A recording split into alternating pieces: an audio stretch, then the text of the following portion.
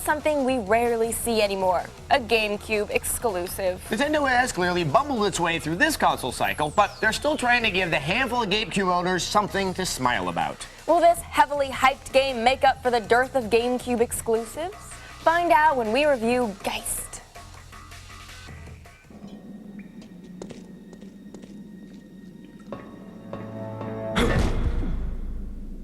I'm all right. Aw, dude, you never say that in these games. See? Like a summer storm in the Mojave, Geist offers GameCube owners a rare treat in the dry and desolate evening of the system's life. A first-person adventure without the word Metroid in the title. As a military scientist-type guy, Raimi, you're sent in to infiltrate the Volks Corporation when your man on the inside disappears after relaying a mysterious message containing disturbing info. And we're able to make out the word virus and what sounds like the word demon. Naturally, it all goes to hell quickly. You're captured and thrown into some weird contraption that separates your spirit from your body, and sent to Volk's virtual training pods to be brainwashed into a good discorporate soldier.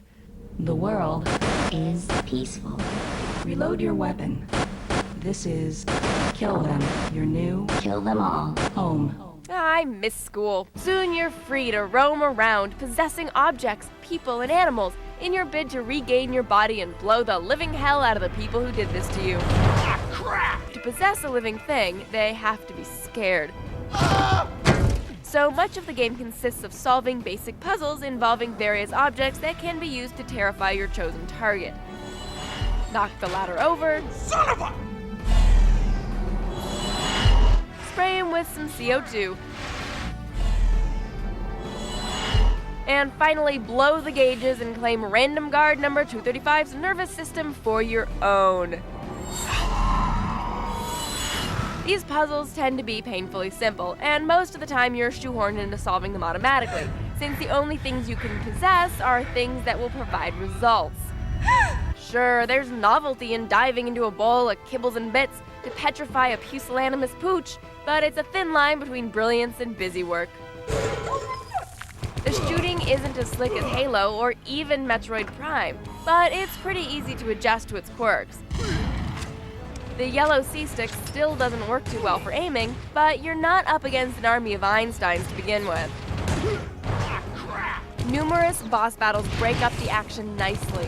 These epic encounters are the best part of the game, and occasionally highlight how the possession trick could have been used more creatively throughout the game. Even if the middle-of-the-road gameplay doesn't hook you, the interesting and unpredictable story probably will. System overload.